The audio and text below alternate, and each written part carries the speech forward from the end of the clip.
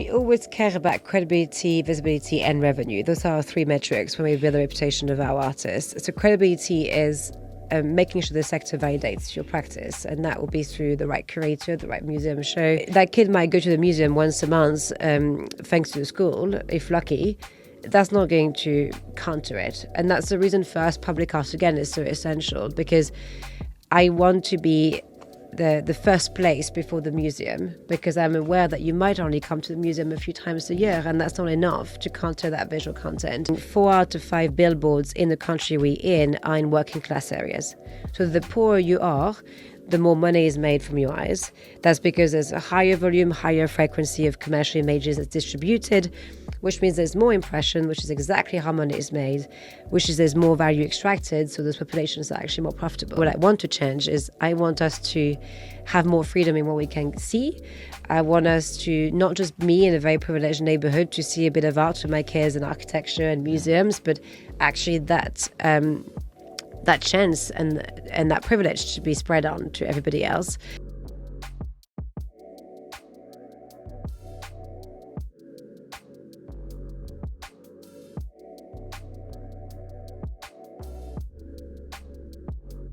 Hi, Maureen. How are you doing? Yes, good. Delighted to be here. Amazing. Thank you for coming down. Special episode for me because the amount of stuff that you've done in your career is quite tremendous. Oh, thank you. So super inspired to have you on.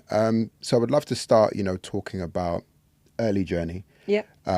You kicked off becoming the youngest gallery manager at Steve Lazandres, I believe. Lazarides, yeah. We discovered Banksy. I'm at just 21. What did that experience teach you, being in the art space, and where did the inspiration come from to kind of step into that space at that age? So I think we'll have to go back to where I grew up. So I grew up on a tiny island in the south of France, which has more birds than people, which is very beautiful. My 2 parents are primary teachers. My mum is actually retiring in a couple of months now. Oh, wow. We may, yes, a month's time. Congratulations. And I think there's obviously no art scene, there's no art world. But I'm a big reader. I still read a lot. And obviously write a lot too. And a lot of the books I love to read were all in the 19th century, all about this amazing gatherings of people, from politicians to artists to writers to entrepreneurs. And frankly, the main ambition was purely to be at that dinner, to be with them.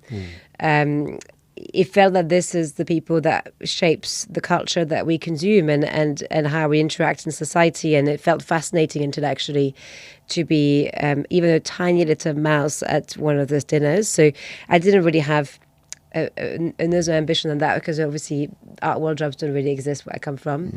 But I wrote that ambition of being at those dinners and to see different parts of the creative sector collaborating more strongly together for the culture show at BBC when I was 19. And I got accepted upon that motivation letter, which I'm sure was quite different. And Andrew Graham Dixon, who does so many amazing BBC documentaries, was there.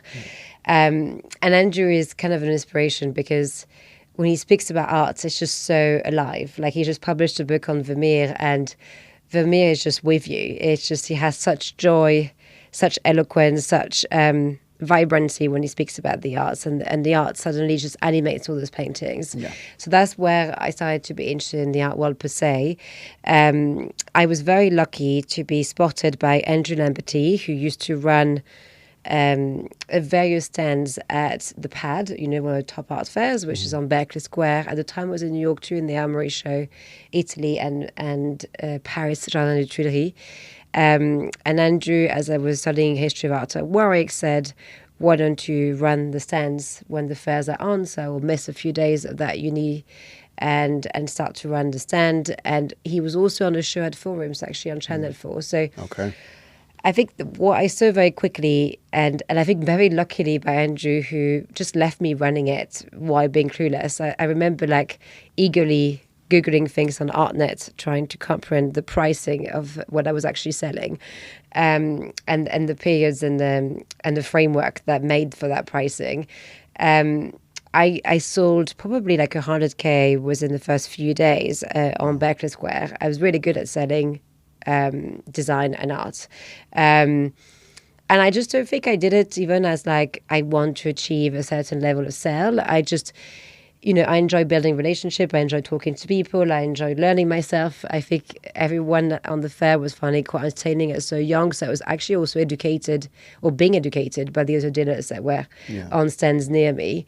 And that's the reason why I became the gallery manager of Civilized Ideas at 21, because actually, although that age feels very young and was very young, I had been selling at a high value of design and art for the last 2 years before that. Amazing. That's like super impressive, and it's great to, if there's no opportunities out there for you, kind of dig deep and kind of find where you can fit in and actually impressive, Totally. So that's on point.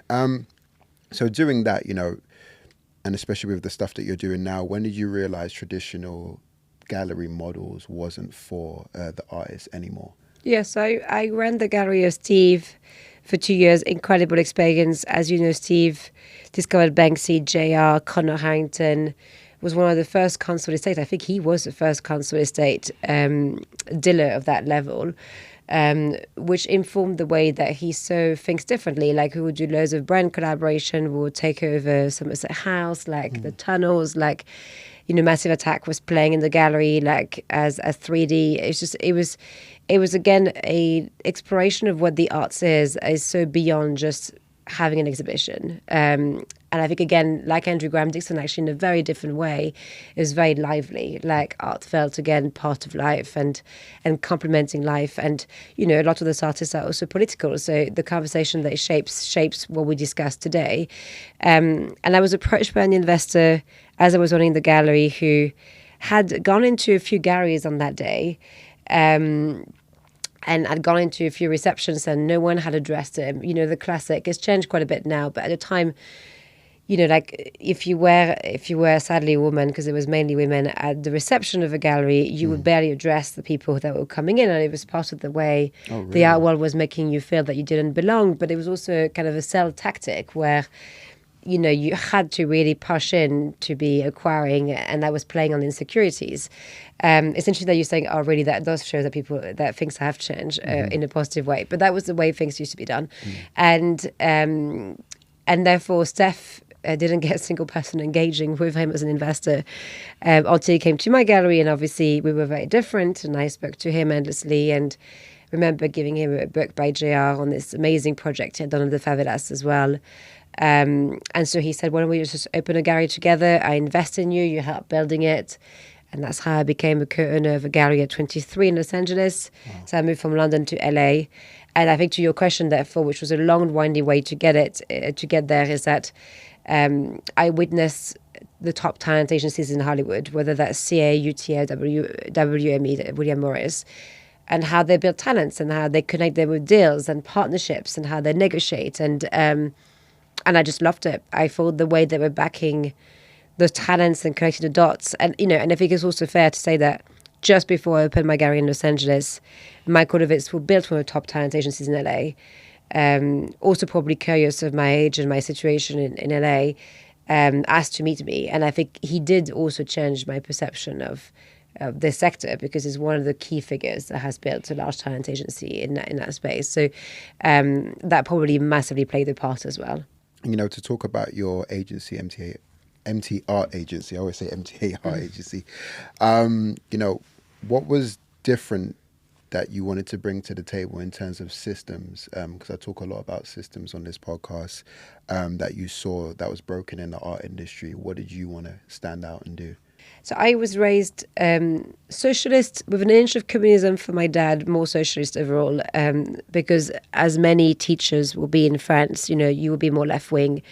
So I think fairness, access to opportunities, whether that's culture, education, diversity, are all values that will run quite deeply into the childhood I therefore got exposed to. And although my grandparents were conservative and they were usual models for me, they had also built a business from scratch, which is a camping site because it's a tiny island. But they also, they were part of the war. They were both resistant in World War II. So again, fairness and morality and doing the right thing socially ran deep through them as well, even though they were from a very different political side than my parents. So I think while I absolutely vouch for the business model of Los Angeles in terms of building up talents, I'm not sure I fully endorse the culture that Los Angeles has created in terms of, who is being represented as a marketing and comms side, and what kind of value systems are being pushed. And I guess, luckily, being very young and having nothing to lose, I just tried to unite my social system and my social value with, therefore, a force of marketing and comms and expanding revenue streams for talents and expanding audiences.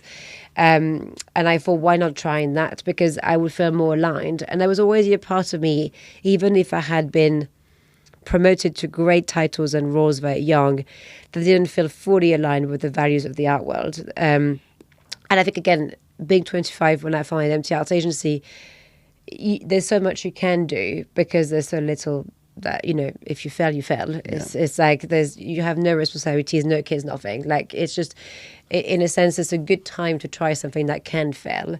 So I was very idealistic about with the business I built, but I think that's actually what worked, and I'm glad that was, because I will probably have been more moderated now at my age. But at 25, you're very idealistic, and so the values that we incorporated from the start are very socially driven. And I think, as you know now, we've delivered over 300 projects. Most of them are projects that are changing the way we perceive art, or the way art's integrated on our streets. We perceive certain narrative, and we were the first B Corp in the art world. So it has worked out. I'm sure it was a huge risk, but it felt like I needed to be aligned with what I was building. And maybe that's because I got exposed to wealth early through that career. But it felt like, I could do it, and I could still generate deals, and I clearly had confidence in my financial abilities to generate deals. But I wanted my social values with this financial confidence. Mm-hmm. To delve in more, especially with the artist side of things and artist representation, you've referenced things like athletes have agents who broker deals, same thing with the music industry guys, and also what we're seeing now in terms of influencers. Why... I mean, with me, I believe artists should be seen that way as well, in terms of the stories that they tell, the culture that they have. Yeah. They lend to brands a little bit more easier than a typical influencer would.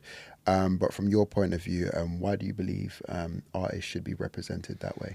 I think, again, so I'm really into sports as a hobby, and I adore the agencies of sports. As you know, when you go to a game, you forget which side you're on in terms of political, or which is your background, but you chat to people. Yeah. There's a real great sense of connection that happens around that stadium. Like, as you know, we just kicked off the female rugby Six Nation, and that it's just so special when you're in that stadium. Like, it was a record in terms of ticket sale. It was like 30,000 people in that stadium on that day, and I adore sports for that, because it stands for, let's forget our differences for the time of the game and focus on, again, like watching the great game and having the two teams based on the same criterions. And I think there's a level of fairness and accessibility, which obviously I really aspire to in comparison to the art world. I'm sure there's plenty that can still be doing in the sports sector, but it still feels substantially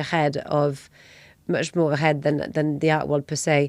So first, I love the agencies of the sports sector, or even entertainment industries. I think they're much wider, and I think my artists, for what they stand for what they say, and for what they make, and how incredible their works are, deserve the large audiences. Deserve to be inspiring millions of people, not two people who walk by a gallery. Yeah. And I think the second thing is also that through this, you have new revenue streams. And like you said, Serena Williams is not just a tennis player. She's someone that, through that ad with Nike, redefined what it meant to be a woman in terms of, how angry you could be. I always remember how rare it is to see our gender being angry, but also how loud we should be to be angry. There's many things we should be angry about. And the joy and the relief that you have when watching that video is when they lose a game and they just really hit that ball and they're just angry, but angry in a positive way. They just want to reverse that situation, and they just channel all of that energy, and it's so nice to see our gender represented that way. And for me, that made a huge impact as a female entrepreneur to see women who did that. And yet I was not aspiring to be a tennis player, but I was watching this ad thinking, well, I too can push a bit more. So I think, they have shown these talents that they are not just what they do. They are, like you said, the stories, the people. I mean, obviously, Serena Williams is an obvious one because she's got the most insane story. But therefore, they become role models at large that we look up to. And same for the value systems as well. And I see so much of that in our talents. I think they are role models for the same reasons. I think they are people that can inspire us and teach us so much through the challenges that they've endured and the projects they've made and the creativity that they have and the artistic visions that they have. So I see them very, very much on the same level. Yeah. And I just felt also that will solve a lot of the economical challenges that visual artists face, which is a lack of revenue and the lack of audiences when the art world is struggling to renew its audiences. So it felt like the economical challenges were meeting the social values that I shared. But yeah, maybe through my background, it's I never dreamed to be in a room that's just shared by a few people who think the same way. I dream to be in a stadium where everyone thinks very differently, and that conversation is weaved through all those voices, and that probably does make me a bit different from the art world.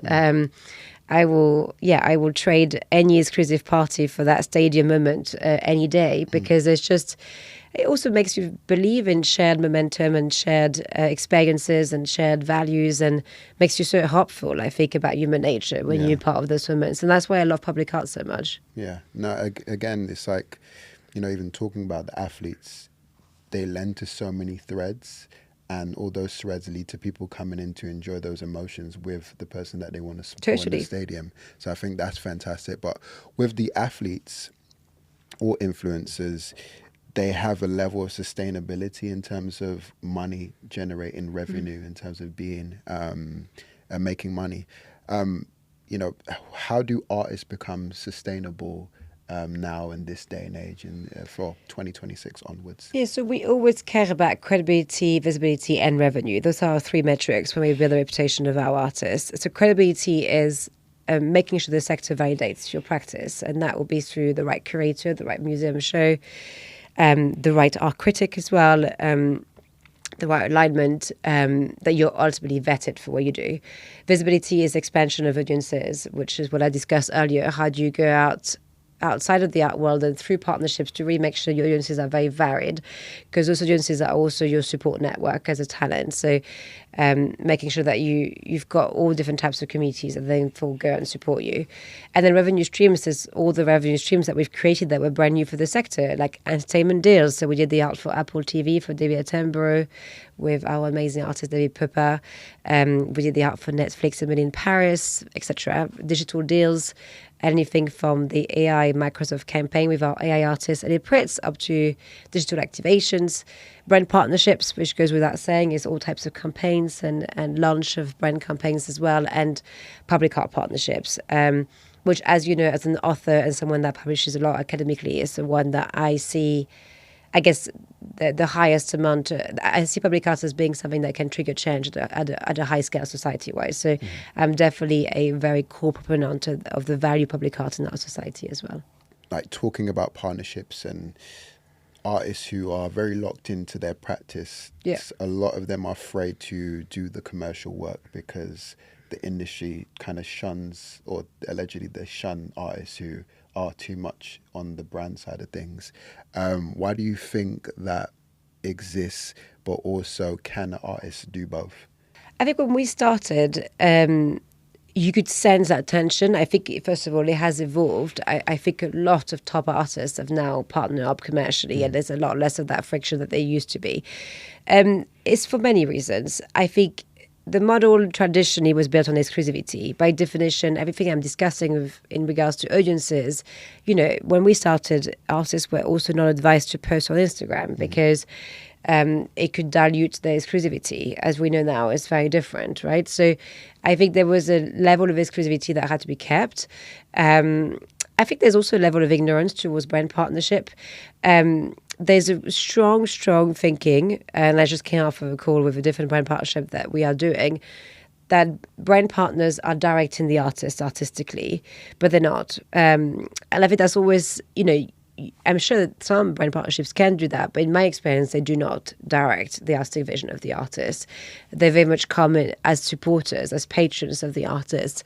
So I've never really seen a difference between a client, a art collector commissioning a piece, which happens a lot of the time through us, versus a company doing the same thing. For me, the process is very similar. So I think, of course, you have to work out IP rights and all these things. That they are extras that happens at the brand partnership level. But overall, I think it's very similar. And I think there's probably a degree of ignorance on how that runs. It just feels like you just sold out and some random creative director has told you what to do. Where, again, I don't witness that on the ground. Loads of the top creative directors have gone to the top art schools in the country. So they respect art deeply. They tend to even go to more shows than the average art world person because they care deeply about this. So I see a great deal of respect from the teams, from our clients to the artists. And I think, again, the art world is a very B2C. So B2C is just you sell to a single individual and hasn't yet structured itself or professionalized itself enough to do B2B, which is to a corporate. You have galleries still who are saying that artists should not sign contracts. So, of course, you cannot launch yourself into a brand collaboration if you're not going to sign a contract because, you need to protect your rights, you need to protect your IPs. There's so much you need to do. So I think we haven't been taught. Like, I was at Central St. Martin's yesterday, and so many of those arts graduates have no idea how to close a B2B contract, right? And professors are trying to figure out how they can introduce them to this. So I think it's also a lack of knowledge. And as always, something that we do not fully comprehend feels scary. But here I think there's a big gap of knowledge that's needed for the sector and art graduates in general to be able to mitigate that. Yeah. And how do you think, brand partnerships are valuable to artists these days? Again, we're a B Corp, so, I see that as storytelling that is shared. So to give an example, in October, the leading maternity brand, Frida, partnered up with our artist, Raven de Clark, on creating the very first postpartum sculpture. So postpartum, as you know yourself, is a phase you write in it, which is very taboo, right? If you were to put actual imagery of postpartum onto AI generators, it will come back fully modified, more sexualized, and, everything that is postpartum, from the veins to the everything is changed, right? And it's a huge amount of transformation for the woman where, she's experiencing a crash of hormones, sometimes postpartum depression, 1 in 8, huge physical change. Not to mention men who, 1 out of 11 also have postpartum depression. So it's a very specific time when you just welcome that child. But it's absolutely not visualized. By not visualizing it, many women feel that, they're just a failure at it. Because, you just see everyone just snapping back and just having it all together. And then you're just left there with thinking, maybe I'm the only one who is experiencing all those highs and lows and condition, right? So, again, I think art is the act, and public art specifically, of visualizing something that could be a shared experience. Yeah. And through that, making people feel seen through this. So, we came up with that concept. It was also great because the brand was expanding into Europe and the UK. So for them to do that historical first could also change the perception towards the brand too. And it was a huge success. We launched it in Westminster and the Serpentine. There was 2 sculptures. We actually just published a paper with UCL on the immense amount of impact that this sculpture had. And that's 103 press articles, over 6 billion of views. So that's a classic example where, Raven here has yet again made history. And I say yet again because despite her very young age, she was also part of the very first slavery sculpture park representing slavery in the US. And she will be on the International Slavery Museum in Liverpool at the end of this year. So she's very used to historical narrative. But you can see how we've gone beyond, is it a brand partnership or not? It's not. Is it a great story to pioneer? Did that brand come and support it powerfully? Yes, they did. And did all together they made history? Absolutely. And I think it was such pride for us to have done that. And it's funny you've mentioned Frida, because I just remember we got a load of Frida Yes, products. So the knickers, the pants. yes. Well, actually, that sculpture did have the pants. Okay. So there's obviously no logos ever in brand partnership, but you see that's quite subtle. We work with many bodies of women because we wanted to make sure that, that woman was representative to all. Because, as you know, when it comes to healthcare, if you're skinny and white, you get substantially more supported than if you're not. So there was also an understanding of how do we not reproduce the existing biases. But she's therefore bare breast, one bit bigger than the other, which is very common when you breastfeed, and she's wearing those famous pants. And it was really interesting as well, commentary wise. Everyone was like, before it was launched, like, would men just like run to try and touch the boobs? And I was like, this is such a weird thing because it's not a sexualized sculpture. As you know, again, for having had kids, it's not a sexualized moment. It's a moment where you just welcome life, and it's one of recovery.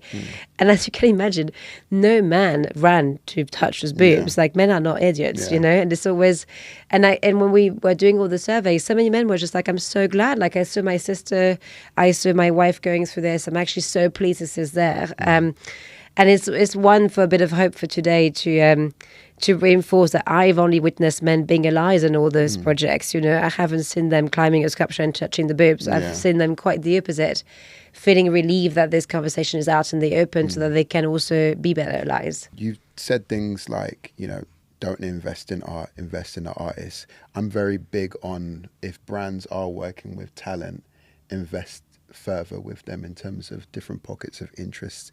Do you think brands are changing the way they're thinking in terms of their partnerships and developing things in more of a long-term basis? I think it's less about the brands and more about the art world, where by definition, if you're B2C, you're more objects-driven than you are artist-driven. Obviously, by the start, because of most of what we're about to make has not been created before. So we start with the artists, and we trust the artist's capacities and vision to execute on something that they haven't done. And a lot of the time, as you've heard of the postpartum project, something that have never been done before. So it takes trust into the artist, and it takes trust into people. Just before I came here, as actually the whole conversation was about trust, because we're again launching into a very new way to do a full digital immersive experience with our artist Ouch and that brand partner, and a hell of a lot of trust is required beyond contracts. None of us has ever done that. So, you need to bet on people. And I think something that Michael Viss really inspired in me, he was loving to back brains and connecting those brains together. And as a person, I am excited to connect brains together. I've always been a great connector of dots, and I enjoy brains collaborating. I really believe that this is how you can come up with a great partnership or idea. And of course, I've witnessed it on the ground. On how transformative it is to have the right brains behind the right project. So it's less about that. It's more about, the art world has trusted for a long time the object over the artist. But I think in our line of work, we can't do that because we need to absolutely trust the artist. So you speak a lot about visual literacy Yeah. and the impact of imagery on how it has on society. Why is that conversation so important right now? Well, there's many reasons. I mean, one, obviously, through my background, education is really important. I think the art world is a very inaccessible place. So how do we find ways in which more people can enter it? And I think being educated is one of that. Art history is a very difficult pitch to parents. You're saying to your parents, I'm going to, spend a lot of money on a degree that might give me an unpaid internship for several years, I completely am fully on board for parents who are going to say yes to that. But in reality, as we all know, this is, I'm sure, for parents where they worry about financially supporting their kids, they probably can't make that decision. And I'm obviously not saying that one should not study art history. I just think there's a financial reality to that decision when you're a parent, especially in the country that we're in.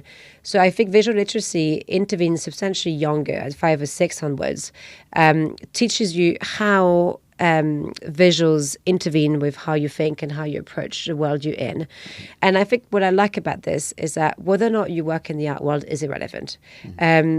Visual literacy is important in how not to be manipulated by an advertising, an advertisement, how not to be manipulated by a political poster, how not to be manipulated by a digital fake image or one that's put of a conflict that was actually 2 years ago that's now put back on that, right? So the amazing thing is where you get taught in art history on how to look at things and how to challenge what you're looking at. For me, it can be applied substantially at a larger framework than just looking at artworks. And as you know, being an area of post-truth, like visual misinformation is a real issue, but also the sheer amount of images we consume daily. So to give you a few numbers, it's going to sound very arrogant, but I just gave my fourth TED talk, and it's not me who wants to give all those TED talks. I kept being approached. Congratulations on that. But it does sound very arrogant. It's out next month, based on visual economics. I went very deep for the last year with my researcher, Jane Dariker, and we looked at how much money is made from our eyes. It's the latest. You can have that ahead. And I think a few key numbers for you that I think are important to understand. Like in 2024 in the US, 10 billion was spent just for political advertising only when it comes to images. Only images. So we're going to be political advertising. Coca-Cola, like as a large global corporate, spends 5.3 billion every year for our eyes to watch its ads. So like the amount of money that's being spent for us to look at things is enormous, you know? And most importantly, the visual inequalities on who gets to see that is enormous, meaning 4 out of 5 billboards in the country we're in are in working class areas. So the poorer you are, the more money is made from your eyes. That's because there's a higher volume, higher frequency of commercial images that's distributed, which means there's more impression, which is exactly how money is made, which is there's more value extracted, so those populations are actually more profitable. Wow. So that's visual economics, and it's something that I care deeply about. And I think once we start understanding, within this, we start to also understand the current inequalities in the art world. Who gets to see what? I think that's really what I focus on since I'm in the art world. And I think what I want to change is I want us to have more freedom in what we can see. I want us to, not just me in a very privileged neighborhood, to see a bit of art with my kids and architecture and museums, but actually that chance and that privilege to be spread on to everybody else, especially because we know that watching commercial imagery is detrimental to our mental health. Looking at art and nature is the opposite, right? So you're really like saying, not only would I make money from you, but I would also harm your mental health. So it's a very criminal act in my head. So I always look at inequalities, and I think the two ways we tackle it is discussing that visual pollution I just mentioned and visual inequalities, and on the other end is empowering people to be visually literate, because they have rights. You have visual rights. You know, at no point you just have to accept that yet another billboard goes on your street. That by definition, that's a civic space. You can counter that. And so I want people to be aware of their rights because I want them to counter. And as we know, being educated about your rights is usually something that you have when you're privileged. So it's really how do you readdress this lack of education. And I also want people to not be manipulated so easily, which comes next, I think, on that generation of our kids. And on the other side, which is slowly happening with the EU and the Supreme Court in Switzerland, is having regulations around how much imagery is being put. Just like the digital space is how do we protect our brains, especially the brains of our kids, and what kind of visual content do we put forward? Yeah, and even to follow on from that, social media, which is going to be our kids' probably future things that they're going to see, and they're pumping out so much imagery in there. You know, how do you think that's changing in humans emotionally, mentally, if they're doing it on billboards? How are they developing that online as well? So yes, I think, again, if you take back that kid who grows up in an underprivileged area, not even mentioning that most of what he will see commercially or she will see is gambling, fast food, fast fashion. So it's a very specific type of commercial images. But that kid walks to school, has seen hundreds of images like this, looks on his phone, same. So it's an endless loop, which gets to about 10,000 images consumed daily, 99% of them being commercial. So, you know, that kid might go to the museum once a month, thanks to the school, if lucky. That's not going to counter it. And that's the reason for us public art, again, is so essential, because I want to be the first place before the museum, because I'm aware that you might only come to the museum a few times a year, and that's not enough to counter that visual content. Whereas public art hopefully can do more. I think from that input of content, I mean, no brain can survive an input of 10,000 images every single day. It's too much. I think all of us are overwhelmed with how much content you are consuming. I think we're all dealing with it at every age. I've seen for me just a difference of, I dance ballet on a regular basis throughout the week, and just having now got those very clear windows of an hour and a half without looking at my phone, how incredible my brain has changed. Like, it's rewired. It's the focus, the input for creativity, strategy, even the way I can take difficult conversations. I'm less triggered. Someone is bringing up an uncomfortable topic, I have space to welcome it, body and mental health wise. Which, if you remove that, I think with the overwhelming amount of content you consume, you don't have that space. You feel so much triggered so much faster. So I think, in general, as we know, it's about moderation. There's nothing about banning, but it is about how can you consume less. On streets, if you're privileged enough that you can change streets on your commute, I would advise that. I live next to Oxford Street, but I can take the back street instead. So just little things like this makes a huge difference. Yeah. And then just being conscious about, I have these new insecurities of this strong desire to suddenly do a certain thing. I mean, like for girls right now is Pilates, right? Everyone does Pilates. But maybe it's because I have seen hundreds of Pilates images everywhere, right? So before you rush into a new urge, I'm not saying you shouldn't do Pilates, but more saying try and track it back to the amount of visual content you may have, just not even realizing it, that you have consumed on that topic. And the reason suddenly you have such surge and urge to act on it. Wow. I've consumed so much food bloggers. So I love food. So now I'm just like, I want to try every single restaurant. So I definitely am a victim of the overconsumption of something. But at least it's positive in that sense. But I definitely can see how it could be extreme for another person if they're consuming so much negative things. Still talking about this space of tech and consumption, AI and creative ownership. What worries you the most, and where do you think it's heading? I know you've done some positive AI projects yourself. Yeah. But where do you think it's heading now that everybody has access to prompt create something that someone worked extremely hard for, and they can just do it like that? So I think initially my views, because we were the first to ever represent artists who were AI artists from a few years back that had sold at Christie's for just under $500,000, called Obvious, 2018. So we were the first to represent artists that were generating AI imagery and selling them. I was quite moderated about it to start with, because I saw that as yet another way in which the artist could experiment. Then I started to be educated about the sustainable impact, which our artist Ed Burtonski speaks a lot about.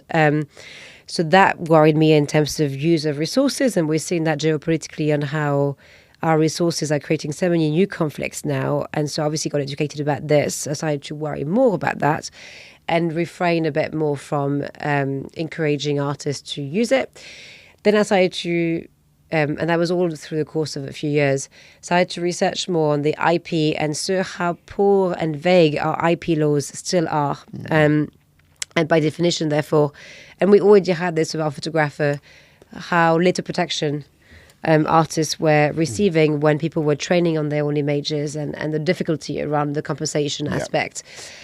So you have, you have ethical ways to be an artist using AI. You can make sure that you get cultural consent for the images that you use. You can make sure that you train your models and build on archival imagery. I think there are ways to do it, but I think I am strongly more on the negative side now.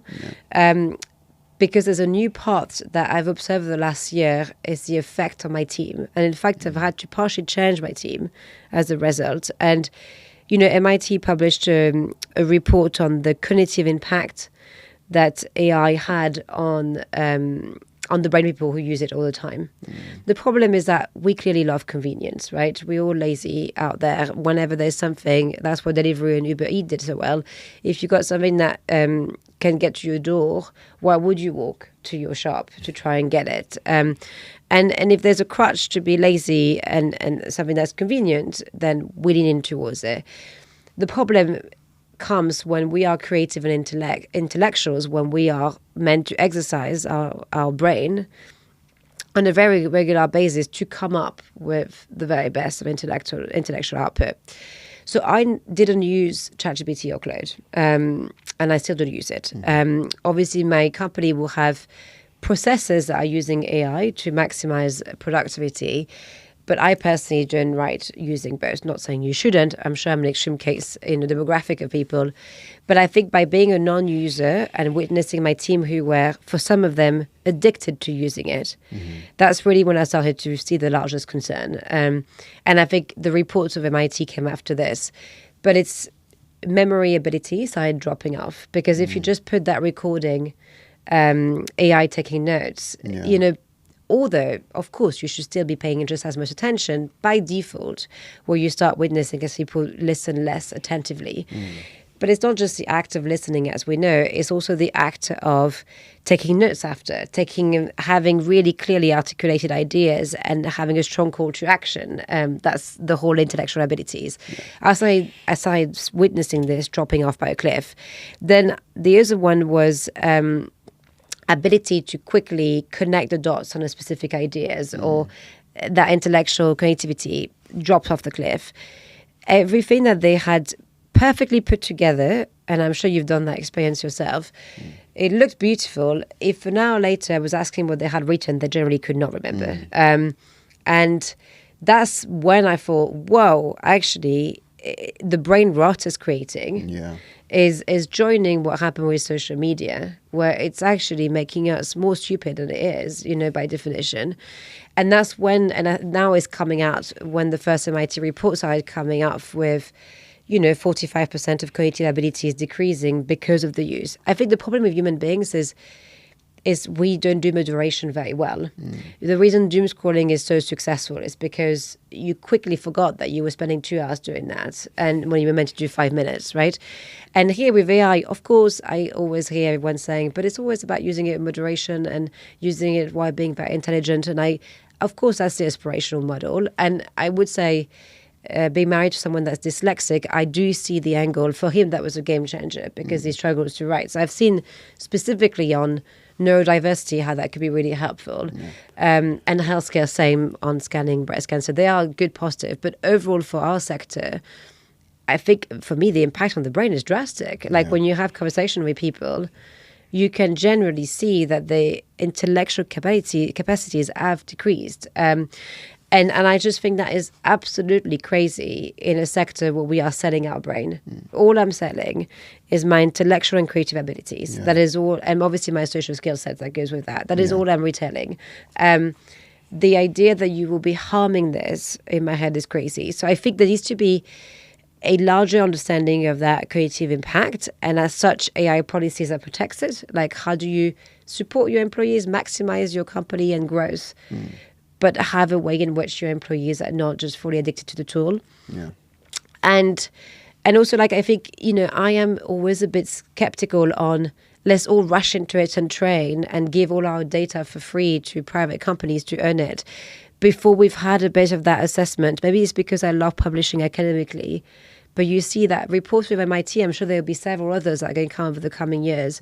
Don't we just want to be moderated and wait for further academic research to be done on something that is so fundamentally changing the way we interact with people and content? And it's changing so fast. I've worked with assistants who've predominantly just been on AI. I'm like, where's the instinctual thinking in terms of, if I'm talking to said client, find out what his holes are in terms of the conversation, and I can pick an idea out. So that instinctual thinking, is drifting. So I definitely, echo that. Talking on artists, creatively, which AI is moving at a faster rate than them. How can they deal with that in that process? I think, again, this is where I bring up the dyslexic mention of my husband, but I have several artists who are also dyslexic. So I think it depends on where is the input.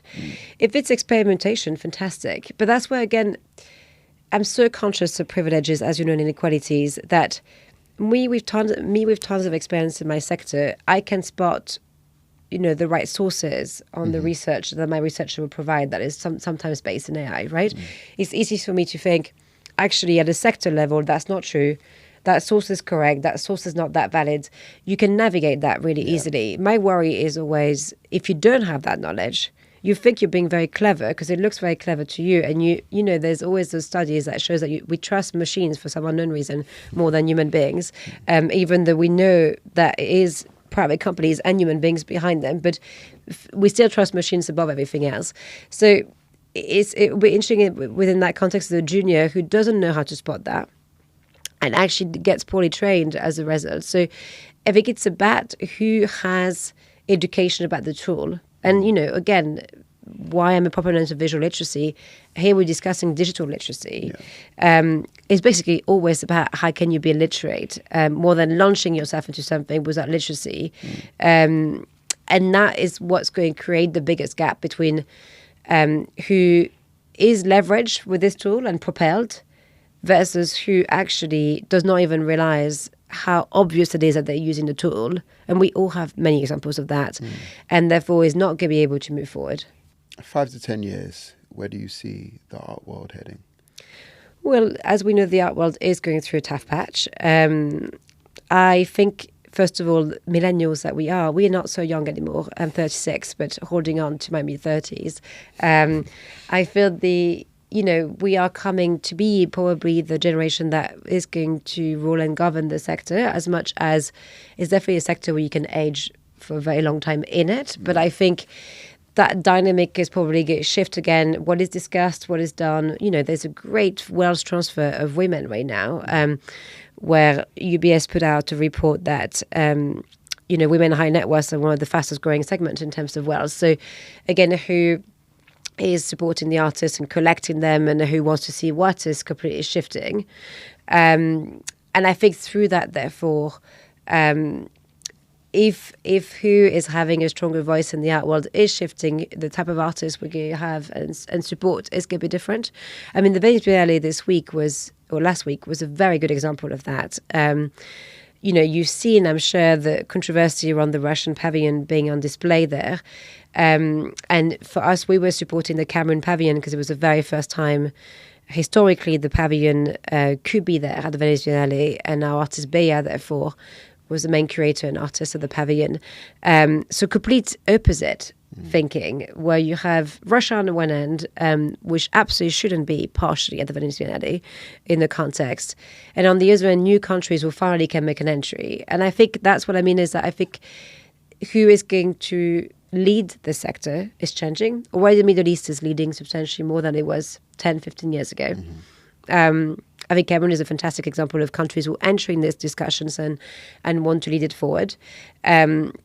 Gender is changing too. And I think millennials as a generation, we have slightly different value system. Yeah. I don't think the gap is as big as Gen Z's, but I do think we have different value systems. So that's going to reinform again how people consume art, how they want the transactions to operate, what level of transparency they would want it, what level of value system they want to see in the companies that rules the art world.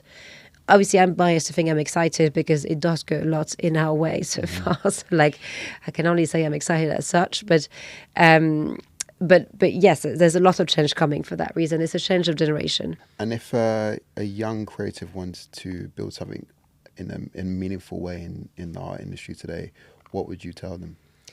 I think it's there's the old adage of everyone else is taken, so might as well be yourself. But I feel a lot of the conversation we had today is on how our different backgrounds ultimately bring different answers to the sector that we end up working with. I'm not saying it's easy to get in the sector where you don't come from the sector, for sure. It was hard. But it does mean that once you're in, your way to approach the way you do things and the way you operate is very different, and your value system is very different, which by definition is a huge amount of richness. You're substantially more culturally rich for doing that. So it's to kind of try and understand what is it that I bring that is different, especially in a sector that is changing. Amazing. Beautiful way to end it. Thank you, Marine, for being a part Pleasure. of the Inside the Art World podcast. Pleasure. All right, thank you.